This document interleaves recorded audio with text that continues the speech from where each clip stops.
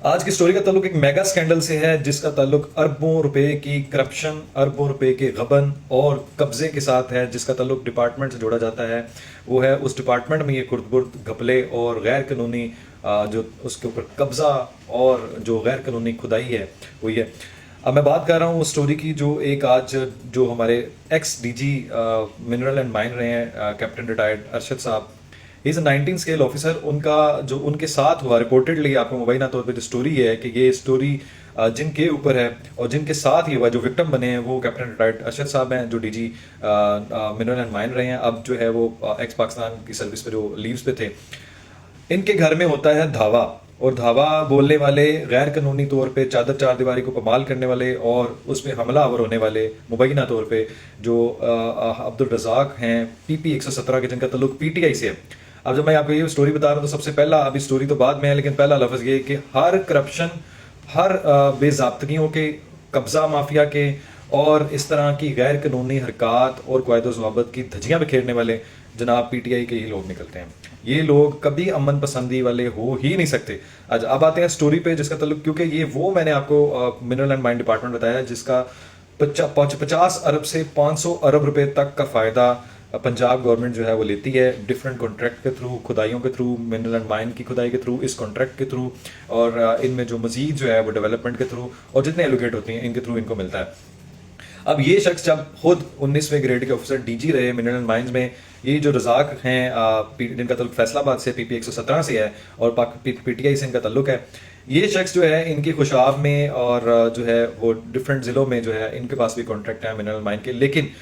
ان کے اوپر پہلے سے مقدمہ درج ہے جس کی جو انویسٹیگیشن ہے، جس کی کارروائی کا عمل کا حصہ یہ بنے ہوئے ہیں، وہ یہ ہے کہ DG جو اینٹی کرپشن ہے انہوں نے بھی ان کو اس انکوائری کا حصہ بنایا ہوا ہے اور ان کو طلب کیا ہوا ہے۔ اور اس سے پہلے جب یہ ارشد صاحب جو ہے وہ خود DG تھے تو یہ بیان کرتے ہیں کہ یہ شخص ان پہ پہلے بھی جو ہے وہ اثر انداز ہونے کی کوشش کرتا تھا اور غیر قانونی طور پہ ان کو فائدہ پہنچانے کے لیے دھوس دھمکیاں بھی دیتا تھا اور پیسوں کی بھی آفر کرتا تھا اور غیر قانونی اور ناجائز جو ہے فائدہ اور ان کو امراض بخشنے کی بھی کوشش کرتا تھا، جن کو انہوں نے ریجیکٹ کیا۔ اور نہ ہی صرف ریجیکٹ کیا، جو ان کی حرکات تھیں، جو ان کی ناجائز قبضے تھے منرل اینڈ مائن پہ اور جو غیر قانونی کھدائیاں تھیں، اس پہ انہوں نے اپنے اختیارات کا استعمال کرتے ہوئے ان کو شوکاز بھی کیے۔ اس شوکاز کو کیا انہوں نے کہیں ان کو جواب دینا تھا، بلکہ ان کے ساتھ الٹا یہ ہوا ہے کہ آج وہ بولتے ہیں، یہ مبینہ طور پہ یہ سٹوری آپ کو بتا رہا ہوں، یہ سٹوری رپورٹڈلی ان کے ہاں گھر میں 31 اکتوبر کو تقریباً 2:45 بجے 2 اور 3 کے درمیان جو ہے یہ شخص گاڑی پہ جاتے ہیں باولپور ہو، جو کہ سرکاری رہائش گاہ، یہ بھی بڑا المیہ ہے، یہ بھی ایک کوسچن مارک ہے کہ سرکاری رہائش گاہ پہ ایک MPA جو ہے وہ گھس جاتا ہے، آپ کی چادر چار دیواری کا جو ہے وہ تذلیل کرتا ہے اور غیر قانونی طور پہ انٹر ہوتا ہے، اور نہ ہی صرف انٹر ہوتا ہے بلکہ آپ کو جب آپ اس سے پوچھتے ہیں کہ آپ کیوں یہاں پہ آئے ہیں تو ان کو مارنے کی بھی دھمکیاں دیتا ہے، ان کی فیملی کو مبینہ طور پہ ہراس بھی کرتے ہیں، گالم گلوچ بھی کرتے ہیں اور ان کو جان سے مارنے کی دھمکیاں بھی دیتے ہیں، جس کا انہوں نے اپنی اپلیکیشن میں بھی ذکر کیا ہے۔ اب بات یہاں ختم نہیں ہوئی، انہوں نے باقاعدہ یہ اپلیکیشن مارک کرنے کے لیے SP صاحب کو جو ہے وہ اپنی اپلیکیشن دی ہے اس سارے واقعے کی، اور اس کے اوپر یہ بھی بڑا مسئلہ ہے کہ انہوں نے جو پنجاب منرل مائن ہے ان کی غیر قانونی طور پر کھدائیاں بھی کی ہوئی ہیں اور غیر قانونی طور پر ان پر قبضہ بھی کیا ہوا ہے۔ اب اتنی بھی جو ہے وہ کیا آخر آئی پڑی ہے کہ جناب وہ CM تک یہ بات نہیں جا رہی، یہ اسپیکر کے نالج میں نہیں ہے، کیا ان کے خلاف کوئی کاروائی نہیں ہو رہی ہے کہ آخر یہ لوگ ہی کیوں نکلتے ہیں، آخر ان کے خلاف کوئی کاروائی نہیں ہو رہی، کیوں ان کے خلاف کاروائی نہیں ہو رہی؟ اور اگر یہ لوگ ابھی حکومت میں نہیں ہیں اور اتنے اثر انداز ہیں، اتنے اثر و رسوخ والے ہیں، تو یہ عام لوگوں کا کیا حال کرتے ہوں گے؟ میری CM پنجاب صاحبہ سے ریکویسٹ ہے کہ اس شخص کو سنا جائے، ان افسر کو آپ بلائیں، ان کا کیس سنیں اور اس کو آگے بھی جو ہے وہ ان کو پلیز پروسیڈ کریں اور ان کے خلاف جو قانون اور میرٹ کے تحت جو فیصلہ ہے اور کاروائی بنتی ہے وہ کی جائے، اس شخص کی رکنیت معطل کی جائے، اس کو وہاں پہ شوکاز دے کے اسمبلی میں جو ہے وہ فلور پہ بلایا جائے، اسپیکر اس کے اوپر جو ہے وہ ایکشن لیں، اس شخص کی رکنیت معطل کریں، اس کے خلاف جو ہے وہ کاروائی کریں، سخت ایکشن لیں، اور اس کے خلاف ایکشن اس طرح کا ہونا چاہیے کہ دوسروں کے لیے مثال بن جائے۔ مطلب یہ کیا ہے کہ دن کی روشنی میں جو ہے وہ آپ، دن کی روشنی ہو یا رات ہو، بات تو یہ ہے کہ آپ اگلے کے گھر گھس گئے، یعنی کہ کوئی سیفٹی نہیں ہے، جب چاہے کسی بھی سرکاری افسر کے گھر آپ گھس جائیں گے، اس کی توڑ پھوڑ کریں گے، اس کو مار کٹائی کریں گے، اس کو دھمکیاں دیں گے، اس کی فیملی کو اس کی عزت کو پامال کریں گے، ان کو جو ہے وہ ہراس کریں گے، اور اگر آپ جو ہے وہ ان کے خلاف کھڑے ہو جاتے ہیں، آواز اٹھاتے ہیں، تو پھر آپ اپنی جان سے بھی جائیں گے۔